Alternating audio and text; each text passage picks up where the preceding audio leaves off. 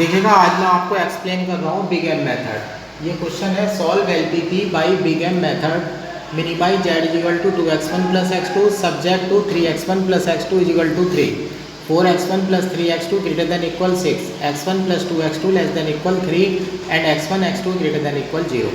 अब big M method का नाम इसलिए है, यहाँ पर हम जो है एक कॉस्ट अपने पास से इंट्रोड्यूस करते हैं जिसे कैपिटल एम से रिप्रेजेंट करते हैं, और उसका बिग एम मेथड नाम इसलिए होता है क्योंकि वो एम जो है वो लार्जेस्ट से लार्जेस्ट वैल्यू हो सकती है। ठीक है ना। अब देखिएगा यहाँ पर मेरे पास तीन इक्वेशन है। पहली इक्वेशन में इक्वल है, दूसरी इक्वेशन में ग्रेटर देन इक्वल है, और तीसरी इक्वेशन में लेस देन इक्वल है। ठीक है ना। अब सबसे पहले कंडीशन ये होती है कि आपके पास जो प्रॉब्लम होनी चाहिए वो मैक्सिमाइजेशन की होनी चाहिए, लेकिन जबकि आपके पास प्रॉब्लम है मिनिमाइजेशन की। तो सबसे पहला आपका काम होता है कि मिनिमाइजेशन की प्रॉब्लम को आप मैक्सिमाइजेशन की प्रॉब्लम में कन्वर्ट करें। उसके लिए आप -1 से मल्टीप्लाई कर देंगे। ठीक है ना। तो यानी कि मिनिमाइज जेड को माइनस से मल्टीप्लाई कर देंगे तो वो मैक्सिमाइज की प्रॉब्लम बन जाएगी, और मान लेते हैं कि वो नया जो ऑब्जेक्टिव फंक्शन है वो जेड डैश से पुकार लेते हैं। अब यहाँ x1 और -1 से जब मल्टीप्लाई हो जाएगी तो x1 और x2 की कॉस्ट जो है वो -2 और -1 हो जाएगी। देखिएगा जिस इक्वेशन में इक्वल साइन होता है वहाँ आर्टिफिशियल वेरिएबल आता है, जिस इक्वेशन में इक्वल साइन होता है वहाँ आर्टिफिशियल वेरिएबल आता है, जिस कॉन्स्टेंट्स में ग्रेटर देन इक्वल होता है वहाँ सरप्लस वेरिएबल आता है। सरप्लस वेरिएबल का साइन निगेटिव होता है। ये वेरिएबल पीछे वाले स्लैग वेरिएबल की तरह से ही है, लेकिन इसका साइन नेगेटिव होता है। और जिस इक्वेशन में लेस देन इक्वल आता है, ये आपको पहले से ही पता है कि उसमें जो साइन होता है वो स्लैग वेरिएबल आता है, उसका साइन पॉजिटिव होता है। देखिएगा जब हम सिंप्लेक्स मेथड की टेबल बनाना शुरू करते हैं तो उसमें सबसे पहली टेबल में जो कॉलम होता है वो बेसिक वेरिएबल का होता है। बेसिक वेरिएबल के कॉलम में हम अभी तक जो पीछे वाली टेबल थी उसमें स्लैग वेरिएबल ले रहे थे।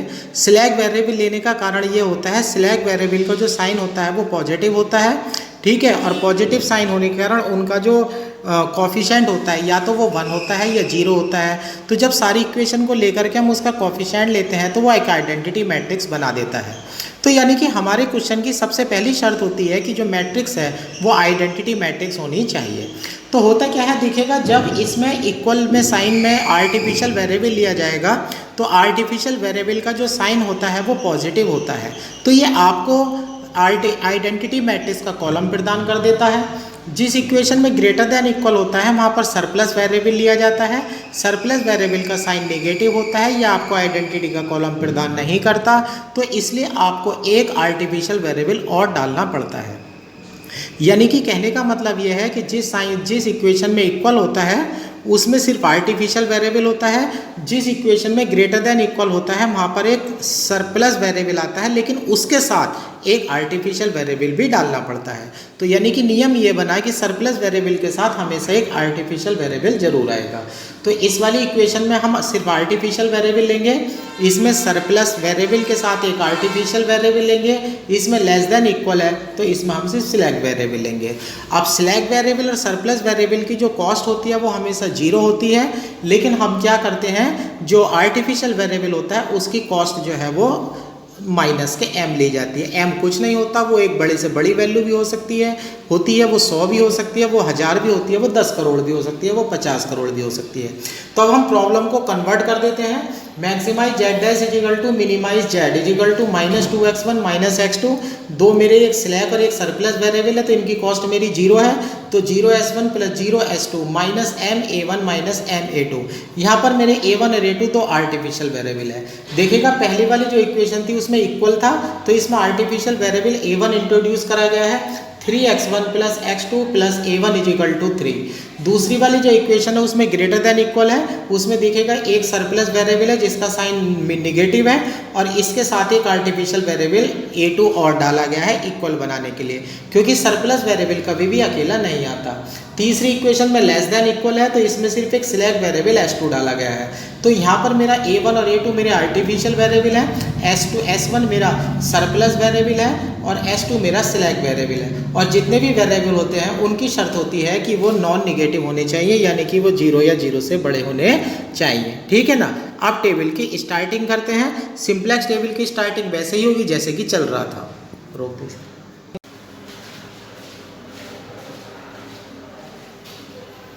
अब देखिएगा फर्स्ट सिंप्लेक्स की टेबल हमारी तैयार हो चुकी है, ठीक है ना। सिंप्लेक्स की टेबल में सिंप्लेक्स की टेबल बनाने का रूल आपको पता ही है। सबसे पहले ऊपर वाला तो सबसे पहला कॉलम बेसिक वेरिएबल का है। बेसिक वेरिएबल में हम वो वेरिएबल लेते हैं जिनके कोएफिशिएंट आइडेंटिटी मैट्रिक्स प्रदान करते हैं। आइडेंटिटी मैट्रिक्स आपको प्रदान करता है या तो स्लैब प्रदान करता है या आर्टिफिशियल प्रदान करता है। तो जो हमें इक्वेशन दी गई थी उसमें दो तो आर्टिफिशियल डाले गए हैं और एक में स्लैब डाला गया है। तो देखिएगा बेसिक वेरिएबल में मेरा आर्टिफिशियल a1 हो गया है, a2 हो गया है और सबसे लास्ट इक्वेशन में मेरा स्लैब वेरिएबल s2 था वो लिया जा चुका है। अब इन दोनों की यहाँ कॉस्ट आ जाती है सीधी में, आर्टिफिशियल की -m है, a2 की भी -m है और स्लैब वेरिएबल की कॉस्ट हमारी 0 है। ये इक्वेशन में ये मत देखना कि पहली इक्वेशन में a1 था a2 था। किसी भी रो को आप ऊपर लिख सकते हैं, किसी भी रो को आप नीचे लिख सकते हैं। रो को ऊपर नीचे लिखने में कोई फर्क नहीं पड़ता है, ये यहाँ ध्यान रखना। अगर आप ऊपर नीचे लिखते हैं तो इसमें कोई प्रॉब्लम हमें नहीं होगी, बस इक्वेशन हमारी बिल्कुल सही होनी चाहिए। ये x1 वेरिएबल का कॉलम कैपिटल X1 है, x2 का वेरिएबल कैपिटल X2 है, स्मॉल s1 जो वेरिएबल था उसका कॉलम कैपिटल S1 हो गया, स्मॉल s2 का वेरिएबल का कॉलम कैपिटल S2 हो गया।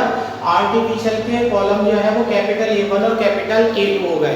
क्योंकि हम कॉलम का जो नाम देते हैं वो सिर्फ इस तरह से देते हैं कि जो हमारा वेरिएबल है उसका लेटर कैपिटल कर देते हैं, वो कॉलम बन जाता है। अब सीजन में हम कॉस्ट लिखते हैं, x1 वेरिएबल की कॉस्ट -2 है, x2 वेरिएबल की -1 है, दोनों स्लैब की कॉस्ट है 0 और ये हमारे दो आर्टिफिशियल वेरिएबल है a1 और a2, इन दोनों की कॉस्ट हो गई है -m। अब देखिएगा पहली इक्वेशन में जो आर्टिफिशियल वेरिएबल था वो 3 था। अब 3 वाले में पूरी इक्वेशन उतार देते हैं। x1 का कोएफिशिएंट है 3 है, x2 का 1 है, स्लैब वेरिएबल नहीं है, सरप्लस नहीं है, a1 का 1 है और 0 है। फिर हमने a2 वाली इक्वेशन उतार दी, a2 वाली सेकंड वाली इक्वेशन थी और s2 वाली जो थी हमारी थर्ड इक्वेशन थी। इस तरह से हमारी टेबल तैयार हो जाती है। फिर हमें cj माइनस zj निकालना होता है। zj की वैल्यू निकालने के लिए इस कॉलम की इस कॉलम से मल्टीप्लाई करते हैं, माइनस का 3m माइनस का 4m और ये 0, इनको जोड़ देते हैं तो माइनस का 7m हो जाता है। -2 में से इसे माइनस करते हैं तो -2 + 7m हो जाता है। फिर अगले में दिस इनटू दिस करते हैं, -1 में से माइनस कर देते हैं, दिस इनटू दिस करते हैं, 0 में से माइनस कर देते हैं और जो आपके ये देखिएगा तीनों कॉलम मेरे आइडेंटिटी के हैं। आइडेंटिटी के कॉलम में आपको पता ही है कि यहाँ पर जो cj माइनस zj होता है वो हमेशा 0 ही कैलकुलेट होता है, तो यहाँ डायरेक्ट लिख देते हैं। अब देखिएगा m जो वैल्यू है, m वैल्यू लार्जेस्ट वैल्यू है, ऐसे समझ लेना 100 या 1000 समझ लेना। अब आपकी ऑप्टिमिलिटी की कंडीशन तब सेटिस्फाई होती है जब निगेटिव या 0 आ जाते हैं। इन तीनों में कोई प्रॉब्लम नहीं है, 0 है, यहाँ कोई प्रॉब्लम नहीं है, निगेटिव है। लेकिन यहाँ देखिएगा अगर m की जगह में 100 मान लेता हूँ तो ये भी पॉजिटिव है, ये भी पॉजिटिव है। अब हमारा रूल क्या था, सबसे बड़ा पॉजिटिव चुनना है ना। सबसे बड़ा पॉजिटिव है -2 + 7m, ये हमारा हो गया इनकमिंग वेक्टर।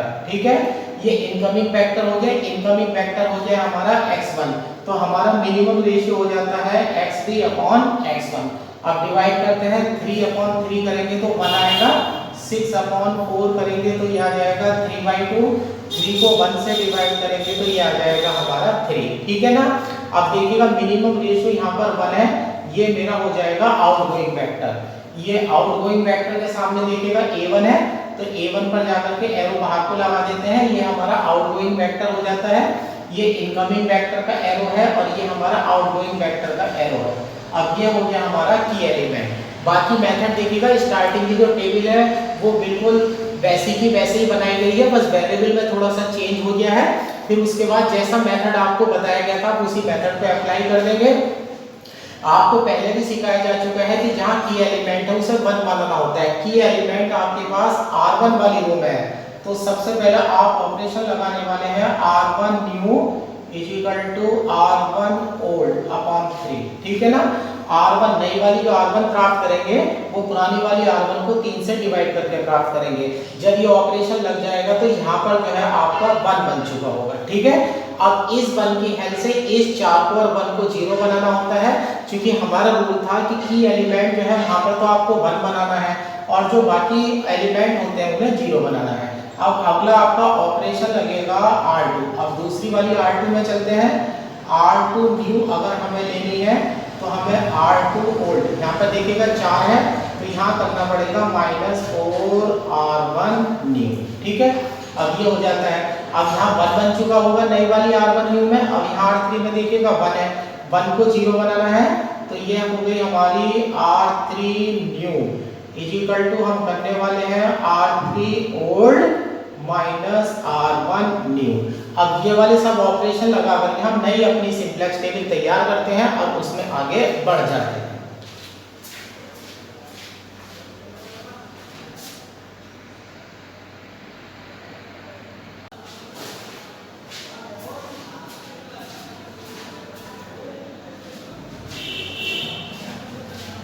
अब देखिएगा हमारी दूसरी टेबल तैयार हो चुकी है। पहली वाली टेबल में देखिएगा आर्टिफिशियल वेरिएबल आउटगोइंग फैक्टर था, आर्टिफिशियल वेरिएबल आउटगोइंग फैक्टर है और इनकमिंग फैक्टर है S1, ठीक है ना। तो यहाँ पर A1 हट जाएगा, A1 की जगह नया वेरिएबल X1 आ जाएगा और X1 के पैसे हैं -2 रुपए, तो यहाँ माइनस का 2 हो जाएगा। अब यहाँ पर ऑपरेशन लगा दिए गए, नई टेबल आ गई है, लेकिन यहाँ पर ध्यान रखना है पीछे वाले मेथड में यहाँ वाले मेथड में थोड़ा सा एक फर्क है। जब आर्टिफिशियल वेरिएबल आपका आउटगोइंग होगा, अब देखिएगा यहाँ पर A1 वाला जो आर्टिफिशियल वेरिएबल है वो आउटगोइंग है। अब नेक्स्ट टेबल जब लिखेंगे तो A1 वाले कॉलम का कोई जिक्र नहीं करेंगे, यानी कि देखिएगा जब आपका ऑप्टिमल सॉल्यूशन प्राप्त होता है तो उस समय आर्टिफिशियल वेरिएबल मौजूद नहीं होता है। अब इन दोनों की अब इनकी कैलकुलेशन कर लेते हैं। देखिएगा यहाँ पर -2 हो जाएगा और ये 0 हो जाएगा, ये 0 हो जाएगा, आइडेंटिटी का कॉलम है तो यहाँ पर 0 हो जाएगा। ये देखिएगा माइनस का 2/3 हो गया, यहाँ माइनस का 2/3 हो जाएगा और यहाँ हो जाएगा माइनस का 5m/3 हो जाएगा और ये हो जाएगा 0। अब इसे माइनस में से घटाएंगे तो -1 और ये हो जाएंगे प्लस हो जाएंगे। देखिएगा यहाँ 2/3 है तो ये हो जाएगा माइनस का 3 और प्लस का 2, यानी कि 5m-1/3 आ जाएगा। यहाँ पर आ जाएगा 5m-1/3। यहाँ मल्टीप्लाई करेंगे 0 आ जाएगा, यहाँ मल्टीप्लाई करेंगे m आ जाएगा, यहाँ मल्टीप्लाई करेंगे 0 आ जाएगा। 0 में से m को घटाएंगे तो ये माइनस का m हो जाएगा, ये आइडेंटिटी का कॉलम है 0 हो जाएगा, ये आइडेंटिटी का कॉलम है 0 हो जाएगा। अब देखिएगा पॉजिटिव वैल्यू जो है m को 100 समझ लीजिएगा। अब ये वैल्यू मेरी पॉजिटिव वैल्यू है तो ये मेरा आउटगोइंग इनकमिंग वेक्टर हो गया x2। अब मिनिमम रेशियो में xb upon incoming vector x2 होता है। अब x2 को डिवाइड करने वाले हैं, xb को x से डिवाइड करिएगा, 1 को 1/3 से डिवाइड करेंगे तो हमारा यहाँ 3 हो जाएगा, 2 को 5/3 से डिवाइड करेंगे तो यहाँ हो जाएगा 6/5 और 2 को 5/3 से अगर डिवाइड करेंगे तो यहाँ हो जाएगा 6/5। देखिएगा अब यहाँ पर एक चीज का ध्यान रखना है, आपका ऑप्टिमल सॉल्यूशन तब प्राप्त होगा जब आर्टिफिशियल वेरिएबल गायब हो जाएगा, ठीक है ना। अब देखिएगा अब यहाँ 6/5 दोनों इक्वल है, यहाँ पर टाई हो रहा है, तो यहाँ पर अगर आप 6/5 को लेकर के चलते हैं तो आपका S2 वाला स्लैग वेरिएबल आउटगोइंग बनेगा और अगर इस 6/5 को लेकर के चलते हैं तो आर्टिफिशियल वेरिएबल A2 आउटगोइंग बनेगा। तो आपका पहला ऑप्शन ये होना चाहिए कि आप आर्टिफिशियल वेरिएबल को आउटगोइंग बनाएंगे, ठीक है। तो मैं 6/5 को मिनिमम को आउटगोइंग बना देता हूँ, ये मेरा मिनिमम हो गया, ये इनकमिंग वेक्टर हो गया, ये मेरा आउटगोइंग वेक्टर हो गया, ये हो गया मेरा की एलिमेंट 5/3। अब यहाँ की एलिमेंट 5/3 को 1 में बनाना है और ऊपर और नीचे वाले एलिमेंट को 0 में बना देना है। अब ये आउटगोइंग वेक्टर के सामने देखिएगा A2 है, अब A2 यहाँ से आउटगोइंग हो जाएगा। जब हम नेक्स्ट टेबल बनाएंगे तो उसमें आउटगोइंग वेक्टर आपको दिखाई नहीं देगा, ठीक है। नेक्स्ट टेबल में आपका आउटगोइंग वेक्टर आपका गायब हो जाएगा, अब वो आपको दिखाई नहीं देगा। अब यहाँ पर ऑपरेशन क्या लग रहा है, देखिएगा यहाँ पर तो बनाना है आपको 1, तो सबसे पहले आप लिखेंगे R2 new is equal to R2 old, इसे 1 बनाना है तो इसे मल्टीप्लाई कर देंगे 3/5 से। अब यहाँ पर 1 बन चुका होगा, अब 1/3 को 0 बनाने वाले हैं तो इसके लिए ऑपरेशन लगेगा R1 new is equal to R1 old minus 1/3 और R2 न्यू, ये 0 पर कन्वर्ट हो जाएगा। अब 5/3 को 0 बनाना है तो यहाँ ऑपरेशन लगेगा R3 new is equal to R3 old minus 5/3 R2 new.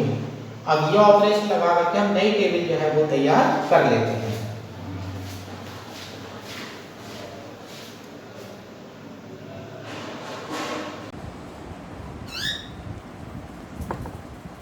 जब आप अपनी फाइनल सिंप्लेक्स टेबल बना लेते हैं तो पीछे वाली टेबल में से जो आर्टिफिशियल वेरिएबल था वो आउटगोइंग हो चुका है, तो जो A2 वाला कॉलम है वो यहाँ से डिलीट हो जाएगा। आपको यही सिखाया गया है कि आर्टिफिशियल वेरिएबल अगर आउटगोइंग बन जाता है तो वो कॉलम जो है वहाँ से डिलीट कर देता है, A2 वाला कॉलम डिलीट हो जाएगा। अब ये नई टेबल हमारी सिंप्लेक्स जो है वो तैयार हो जाती है।